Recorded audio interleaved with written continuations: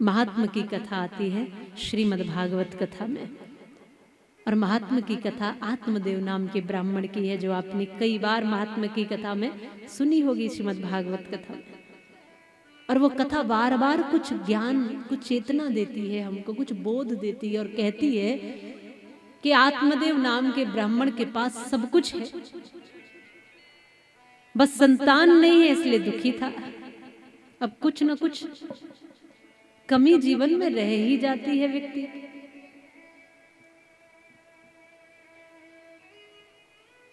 कुछ न कुछ तो रह ही जाती है। सब कुछ यहां बड़ी आसानी से मिल जाए ऐसा नहीं, पर जो कमी रह जाती है व्यक्ति का ध्यान उस कमी पर ही जाता है, जो मिल चुका है उस पर ध्यान नहीं जाता। ये भी सत्य है। जो सब कुछ मिला है, पत्नी है, परिवार है, कर्मकांडी ब्राह्मण है, अच्छा कर्म है, वो सब पर ध्यान नहीं है। आत्मदेव का ध्यान है कि मेरे पास संतान नहीं है। अब तो इतना सोचते सोचते इतने गहरे में चला गया कि आत्महत्या करने के लिए तैयार हो गया। इतनी चिंता हुई, मैं अभागा हूं और मेरे जैसे अभागे व्यक्ति को जीने का अधिकार नहीं है।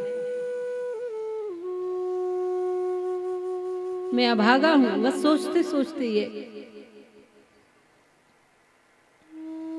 मैं जिस पौधे को हाथ से लगाता हूं वो बड़ा हो जाता है लेकिन फल नहीं देता। मेरे आंगन में जो गौ माता है उसके कोई बछड़ा नहीं, मेरे घर भी कोई संतान नहीं। माने मैं ही दुर्भाग्यवान हूं, मैं ही अभागा हूं, मेरा ही भाग्य फूटा है, इसलिए मेरे कारण ये सब कुछ हो रहा है, तो मैं ही अपने जीवन को समाप्त कर लेता हूं। ऐसा सोचकर आत्महत्या करने चला।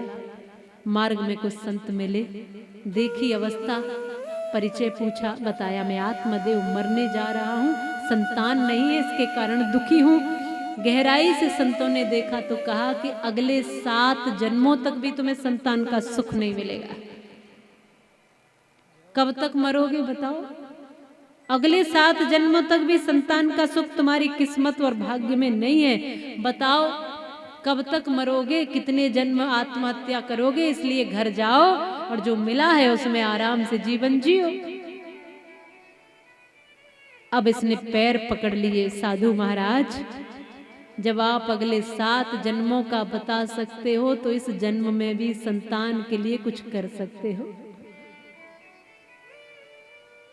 अगले 7 जन्मों का जब आपको पता है क्या होने वाला है तो ये भी कर सकते हो कि क्या होगा इस आत्मदेव के जीवन में, ये भी संभव है। पैर पकड़ लिए, अब नहीं छोड़ूंगा तब तक जब तक कोई फल, कोई आशीर्वाद नहीं दे देते। अब संत तो होते ही संत है, साधु तो साधु। जब दुखी देखा और इसने हट पकड़ ली कि नहीं अब तो कुछ देना ही पड़ेगा, तो एक फल दे दिया माताओं और कहा अपनी पत्नी को जाकर देना और कहना कि इसको बड़े प्रेम भाव से ग्रहण करेगी और समय अनुसार फिर गर्भधारण होगा और ऐसी संतान होगी कि पूरे विश्व में, पूरी दुनिया में तुम्हारा नाम रोशन करेगी। तुम धन्य हो जाओगे आत्मदेव। संतों की बात पर भरोसा किया, फल लिया, लेकर अपनी पत्नी धुंधली को दिया और कहा कि सौभाग्यवती हो जाओगी देवी, ऐसी संतान होगी कि तुम्हारा नाम, यश, कीर्ति सब जग में फैलेगी। इस फल को ग्रहण कर लेना, तुम गर्भ धारण करोगी, मैं पिता बन जाऊंगा, तुम माता कहलाओगी, ये सौभाग्य हमको मिलेगा। धुंधली ने फल तो ले लिया, लेकिन उस फल को लेकर के सोचती है करूं क्या? यदि ये फल खा लिया और संतों का आशीर्वाद सफल हो गया और गर्भधारण भी कर लिया तो कष्ट तो बड़े होंगे, पीड़ाएं तो बहुत होंगी। अब संतान को पैदा करना इतना आसान थोड़े ही है, माताएं तो सभी जानती हैं। कष्ट तो बहुत हैं, पीड़ाएं तो बहुत हैं। 9 महीने तक गर्भधारण करना, न ठीक से खाने को मिलेगा, न ठीक से आराम है, हर समय पीड़ा में, और इतना मोटा पेट लेकर घूमना पड़ेगा। ये सोचती रह गई कि इतना बड़ा पेट लेकर के मैं घूमूंगी, मान लो इस बीच में कोई चोर लुटेरे आ गए तो मैं तो भाग भी नहीं पाऊंगी। घर में सास ननद और सब की ही चलेगी, क्योंकि मैं तो उस समय कुछ करने की स्थिति में नहीं रहूंगी। ना जाने क्या क्या इसने सोच लिया। एक सामान्य स्तर की सोच है, सामान्य से भी थोड़ा नीचे ही है।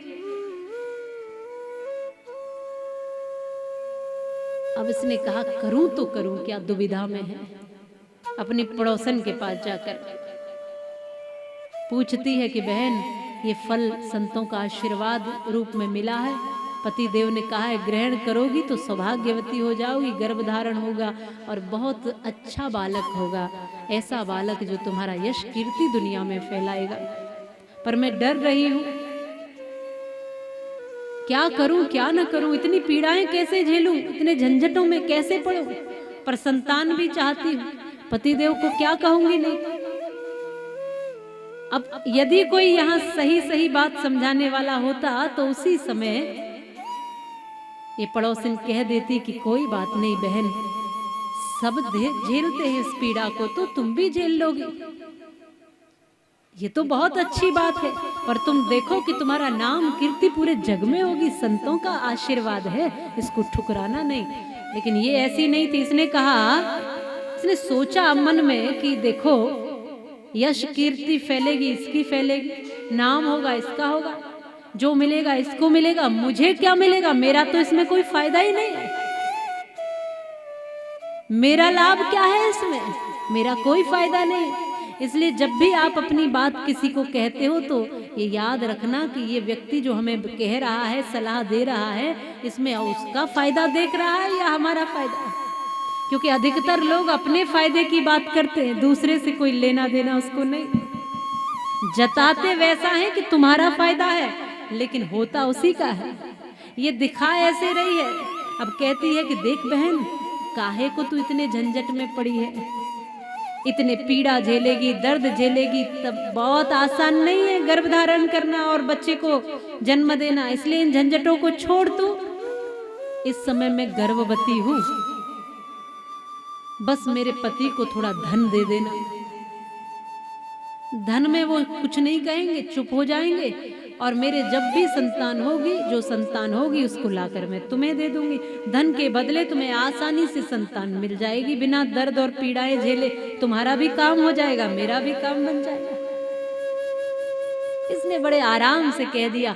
और क्योंकि धुंधली भी चाहती तो यही थी, अगर नहीं चाहती तो जाती ही नहीं सलाह लेने, चाहती तो ये भी थी। इसने कहा ये तो बहुत बढ़िया उपाय, कुछ पैसे देने के बाद संतान आराम से मिल रही है। इसने कहा कि ये तो बहुत अच्छा उपाय है। कहा ठीक है, पर इस फल का क्या करूंगी। कहा देखो तुम्हारे आंगन में गौ माता है ना, गौ माता को फल खिला देना, संतों का परीक्षण भी हो जाएगा, ये भी पता चल जाएगा इनकी बात में कुछ दम है कि नहीं, और तुम सारी पीड़ाओं से बच जाओ। ये खुशी खुशी घर आई, इसको बहुत अच्छा लगा। पतिदेव को झूठ बोल दिया, मैंने फल खा लिया, फल गौ माता को खिला दिया। फिर झूठ बोल दिया, कुछ दिन बाद मैं गर्भवती हो गई। फिर नकली गर्भ लगाकर किसी तरह उसको बहकाना भी शुरू कर दिया। समय जैसे जैसे बीतता गया, अब 9 महीने जब इसके पूरे हुए और पड़ोसन के घर में एक पुत्र का जन्म हुआ, तब उस बालक को लेकर के चुपचाप घर में आई और झूठ मूठ को ही कह दिया। आत्मदेव को कहा कि तुम पिता बन गए, तुम्हारे घर पुत्र का जन्म हुआ है। बस इतना सुनते ही आत्मदेव प्रसन्न हो गए, खिलखिला उठे, इतने प्रसन्न हुए हैं कि लगा कि इस धरती पर और कुछ बचा ही नहीं है। बरसों की मेहनत सफल हो गई, बरसों की प्रतीक्षा सफल हो गई। कहां कहां गया था, कितने मंदिर, कितने तीर्थ, कितने साधुओं के चरणों में गिड़गिड़ाया था, सब कुछ आज सफल हो गया। आज मैं पिता बन गया। आत्मदेव धन्य हुए, प्रसन्न हुए। जब घर में किसी संतान का जन्म होता है तो खुश होते हो ना, प्रसन्न हो जाते हो, लगता है सब कुछ मिल गया। अब बेटी जब होती है तब तुम कितने खुश होते हो ये तो मुझे पता नहीं, लेकिन बेटा हो जाए तब तो माताएं बड़ी प्रसन्न हो जाए। और दादी तो जो जिसकी कमर कभी सीधी नहीं होती वो एकदम सीधी हो जाती है। दादी तो पूरी घूमती है, सीधी भागती, और जो गीत गाती है मंगल, पोतो आयो है पोतो, तो खुश हो जाएगी। इतना प्रसन्न आत्मदेव।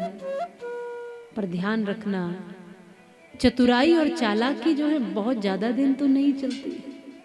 जैसे हो वैसे रहना, झूठ का सहारा लेकर मत बढ़ना, और झूठ के सहारे से जो भी मिला है ना वो खोखला ही होता है।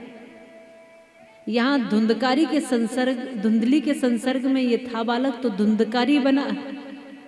यहाँ जो गौ माता को फल खिलाया था संतों के आशीर्वाद रूप में, उनसे गौ कर्ण का प्राकट्य हुआ है।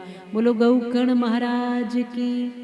जिनके कान गौ के जैसे, बाकी पूरा मानव जैसा शरीर है। और ऐसा संतों का आशीर्वाद कि दिव्य बालक का प्राकट्य, धीरे धीरे ये दोनों बालक बढ़ रहे हैं। ये तो धुंधकारी है, ये गौकर्ण एक संतों के आशीर्वाद का फल है, और एक है धुंधली के झूठ का, धुंधली जो है उसके झूठ का परिणाम, उसके झूठ का फल। और धन से खरीदी हुई संतानें कब भला बताओ सुख और शांति दे सकती है? और उसमें भी छल और कपट तुम्हारे मन में बसा पड़ा हो तब। ये थोड़ा थोड़ा बड़ा हुआ, इसने तो पिता के गले को पकड़ते हुए कहा कि पिताजी जो कुछ भी माल टाल है वो सब निकाल के मुझे दो, नहीं तो अपने हाथ से ही गला दबा दो।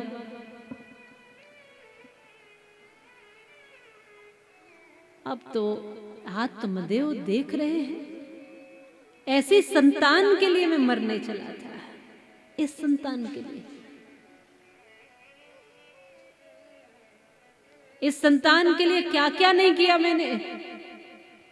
और सच बात यही है कि उस समय पर तो कोई एक ही धुंधकारी था, आज तो कई जगह आपको धुंधकारी देखने को मिल जाएंगे।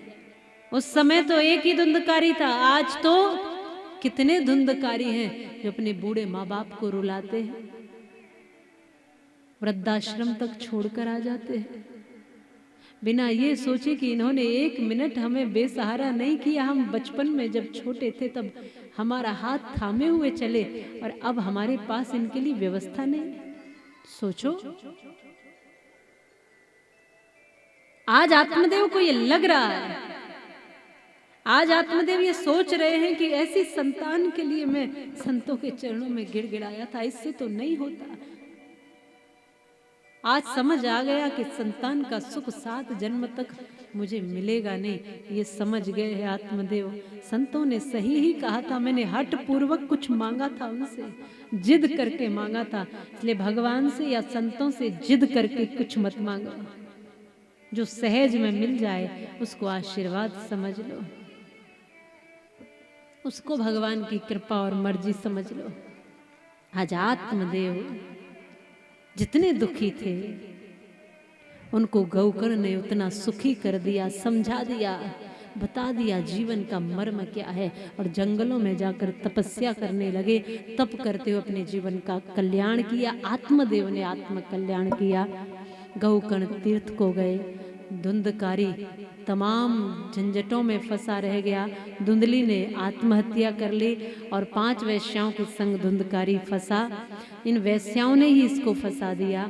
मारने का पूरी योजना बनाई, रस्सी से बांध कर गला मारना चाहा, फंसाना चाहा, फांसी देना चाहा, नहीं मरा तो गरम जलते जलते अंगारे इसके ऊपर डाल दिए। चीख चीख करके ये मरा। इसको प्रेत योनि मिली, इसको मुक्ति नहीं मिली। ये भटकता रहा, पर जब गौकर्ण आए तीर्थ से लौटकर, उन्होंने सब महसूस किया। तब श्रीमद् भागवत कथा को संतों के आशीर्वाद से, उनकी प्रेरणा से आज श्रवण कराया है ये धुंधकारी की आत्मा को। जो प्रेत बना था उसी को बांस में 7 गांठ का बांस मंगाकर गाड़कर उस बांस में उस आत्मा का आह्वान करके प्रवेश कराया। और फिर एक दिन पर एक गांठ चटकती गई, 7 दिन में 7 गांठें चटकी। और श्रीमद् भागवत महापुराण के श्रवण से आज मुक्त हुआ है धुंधकारी। बोले श्रीमद् भागवत महापुराण की जय।